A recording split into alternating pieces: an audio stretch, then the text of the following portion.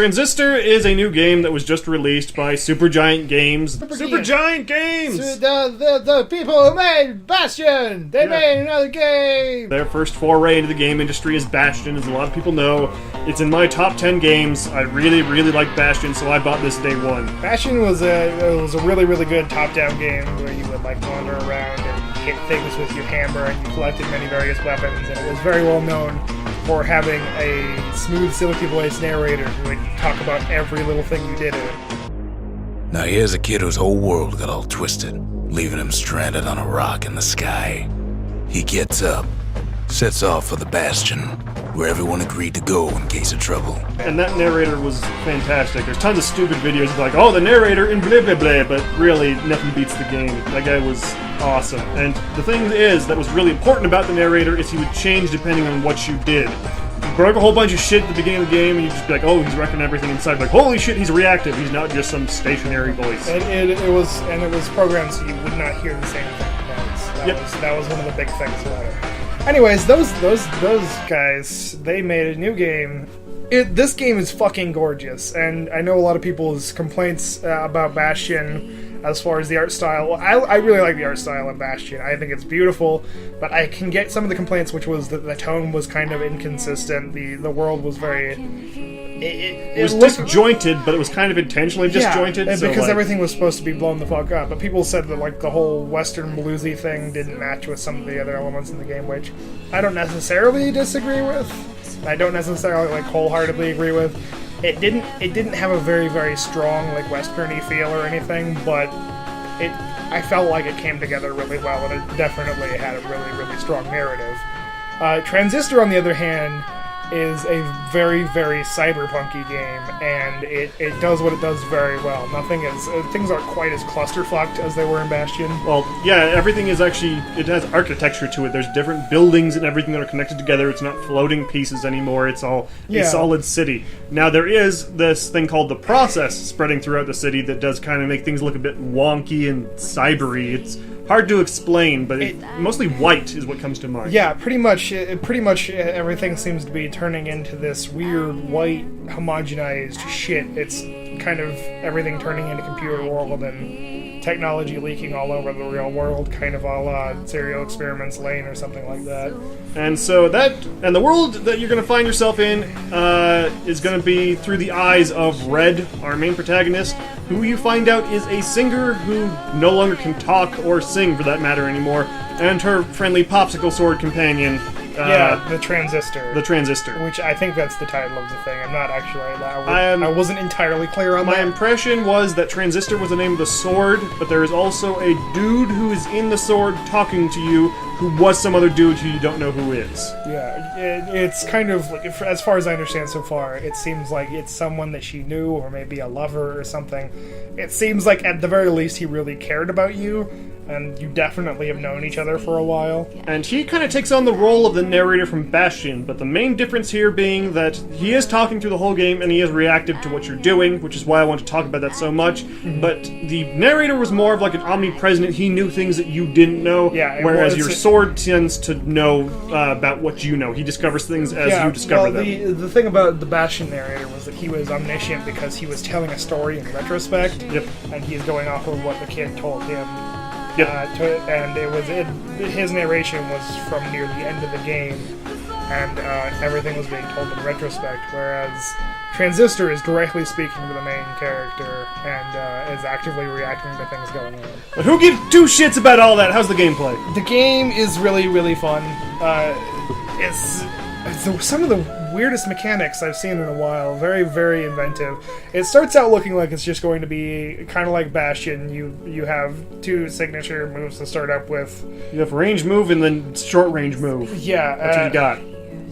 And you do go and find weirdly dead people, and like dead people who have been turned into programs or something, or like they're in the cloud or something to that effect, and they get absorbed by your motherboard sword, and they become new moves.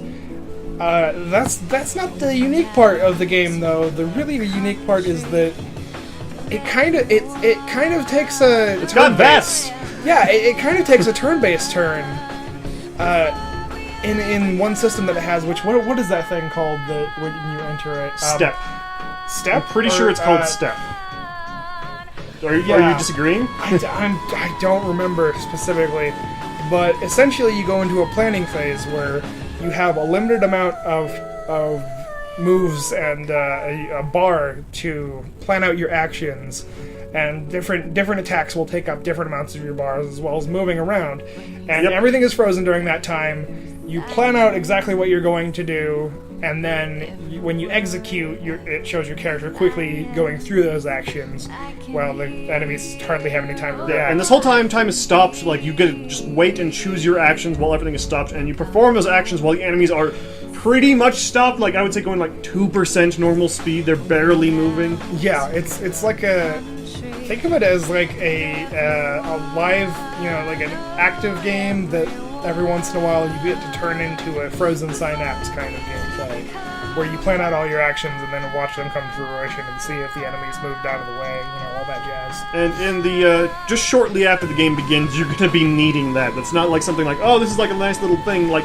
VATS, to use the example again, where you could go through the whole game without VATS.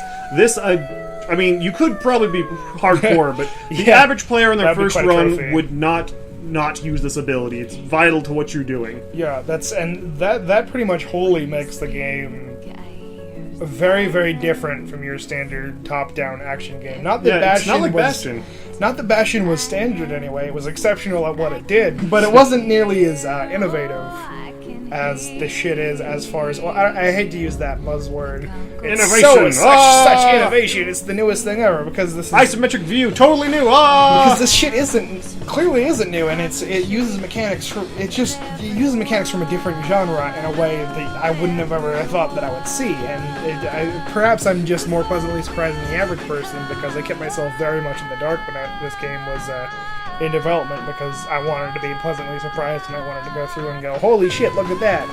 Yeah, the two games that come to mind mostly for me for the time-based system is XCOM comes to mind, and Valkyria Chronicles comes to mind. Those are very much based on your bar, and different actions would take up different amounts, so that, you couldn't just be OP and be like, oh, I can have 10 actions, I can do 10 of the strongest blast. No, strong blast takes up like 3 increments, while normal blast takes up like 1, for example. Of course, and one of the things about Supergiant games is they are fantastic at creating interesting worlds, and personally so far, and this may be just me on the hype train, but personally so far I find the world more engaging and really, really beautiful than Bastion even, which is, and that's hard for me to even say, but the art direction in this game is fucking spot on. Everything is very, very stylized, very, very colorful. Nothing is really, really overdrawn. There's not as much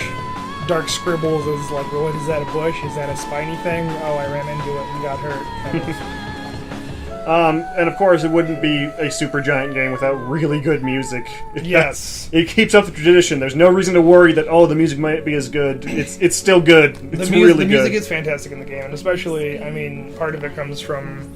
It's themed after the fact that your main character is a singer, of course. Well, a singer that can't sing. And of course, a very important feature, there's a dedicated hum button. Yes, I would like to see more games where there's one button that does nothing but make you hum. And it isn't just a generic hum either. It's dynamically humming to whatever the current background music is, which is really awesome. Interesting. Yeah, it goes into this very, it puts a spotlight on your character as she hums, very much going with the whole singing bit. And I'm not sure if you noticed, but the tip of her sword thing, the transistor itself, kind of looks like a microphone. It has the lines on it. It does a wee bit. It's interesting. It's a very weird sword.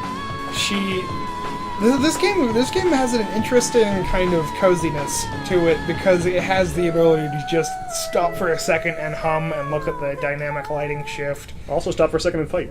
Yeah, and then, stop for a second and fight. But also there are these weird checkpoints called backdoors that put you in this little sandy beach area with a hammock and a ball to kick around, and it is an access point to a bunch of challenge stages, but... On the surface level, it is also, by beating those challenge stages, all you get is these... Experience.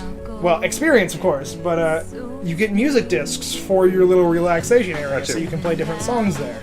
And it's kind of a take 5 and calm the fuck down thing, and I really, really appreciate when games do things like that, because I am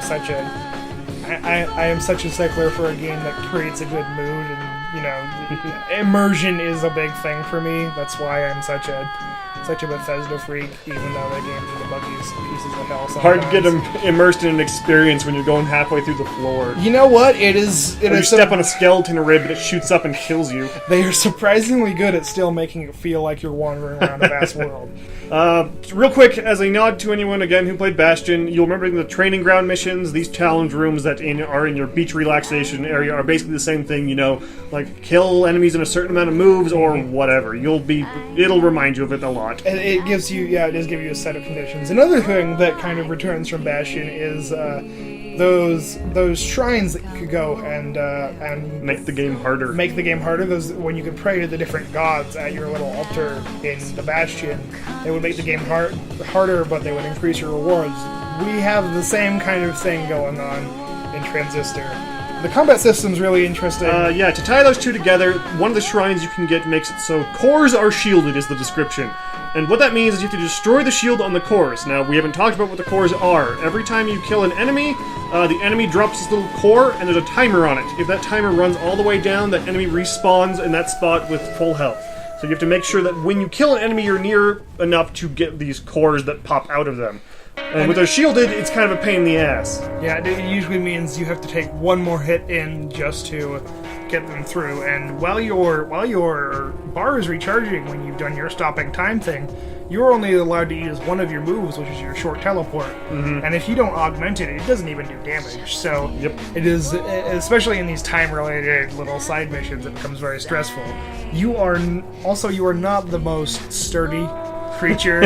It is not hard to die if you're just going around swinging wild without going into your slow-mo time freeze mode. Yeah, because when you're bar free, the slow-mo time freeze mode is all the way up. You can just use moves outside of the time stop, but they're slower than normal, and it's not an effective way to fight. Yeah, occasionally you want to stop between using it and just give a smack to something that needs just a little push to go over the edge of death. Mm-hmm. But anyways, honestly, one of the things I found the most charming about the game was that the narrator, let's say, the Transistor, your sword friend, when you first see enemies, they're just known as processes, because the process is whatever this white computer shit is covering your city is. But when you first see an enemy and you go into your slow-mo mode, it'll just label them as process. But along the way, when you first encounter enemies, your sword will make some kind of offhand remark about them, and something he says about them always becomes the name of the enemy, such as these little egg things that shoot rockets at you, and he calls them cluckers, and from then on, that's their name in the game. It's Clucker. Yep.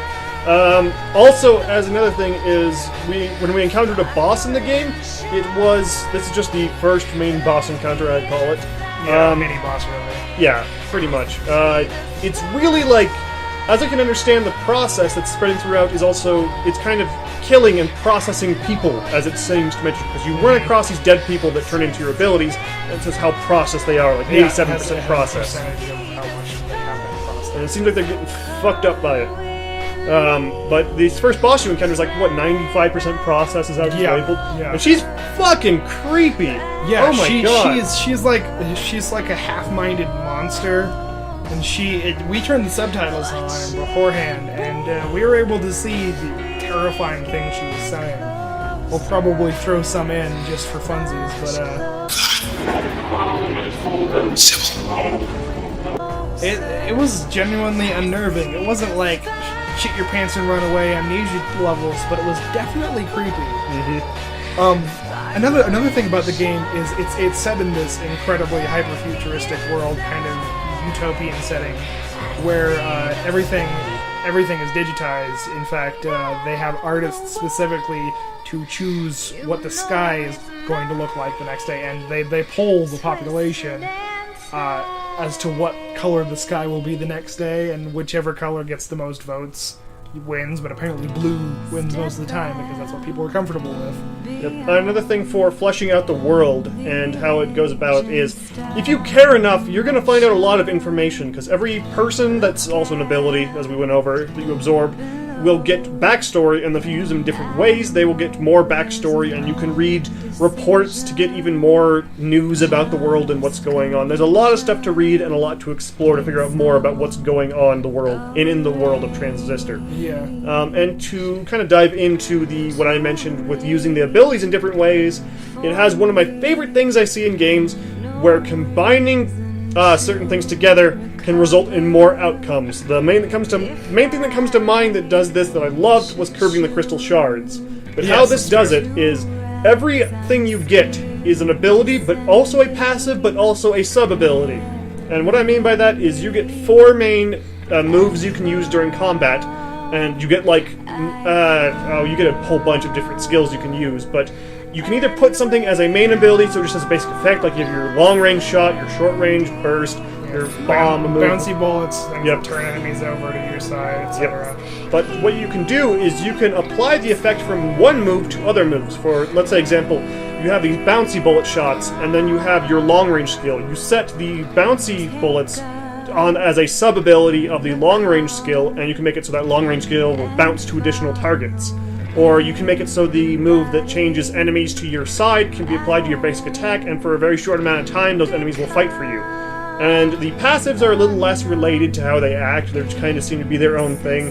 Like the passive, the one that would make it so you could make enemies your friends and hypnotize them. If you put that as your passive ability, you could make it so they would have when an enemy died, you had a chance to spawn a small, weak enemy that would fight for you. But it's huge variety. You can do tons with it. So each of those 4 abilities can have 2 sub-abilities, and you got your passive, and it's crazy. Yeah, and clearly we haven't even scratched the surface as far as unlocking things goes, and they are far beyond your standard, long-range, short-range, widespread kind of abilities as well. Yeah, we played about, 3-4 hours, something like that? Probably something like that. Several thousand gigs worth of footage. But honestly, to kind of wrap things up, overall I find this game charming as shit. Much like Bastion, I just want to keep looking at it and keep listening to it and find out everything that's going on in this world and find out who the hell this weird subterfuge group that's going through and turning everything into robots is. And it's everything about this game is very much a labor of love. It's easy to tell, and it's their artistic, creative team in general is just phenomenal. I cannot be more on the hype train for this. We don't have to be on the hype train. We're riding it right now. Yeah, I know. It's here. The game's out. All aboard, choo-choo, motherfuckers! Because seriously, you should go get this downloaded on your game system at home. 8 out of 10 IGN worst game of all time. 4. Alright, for my final thoughts on it, what I would say is the world is very well made, the art style is excellent, it really makes you curious by not telling you everything right off the bat, kind of says go and then tells you as it goes, which I like a lot, because you don't just sit around listening to exposition at first. Yeah, and that's kind of, it seems like that's this company's style as well. Drop you in, figure it out, fucker. Give you a couple pointers as to how to not die, and then go, hey, shit's happening. But the important thing to me, really, is your abilities and what you do are tied into the world, and it has a very interesting world, but the important thing is it wouldn't be anything if it didn't have gameplay and engagement to back it up. Like, there's challenges to be had, there are fights to do, it's not super easy, you're not going to breeze through it, it's not still the hardest core experience you'll find. And it's not the most linear game either. No, you can go slower. It's still pretty darn linear, but there is some exploration elements. Yeah, yes. there are side paths you can go down, and usually you get ambushed for going down those, but hey, it's free experience, so who cares? But hey, it's enjoyable. That's the important thing at the end of the day. It's enjoyable, it's engaging, it looks great, sounds great. I would say the visuals and the artistic merits of it are stronger than the gameplay, probably, but the gameplay is not bad by any means. Definitely worth picking up. I would wholeheartedly recommend Transistor.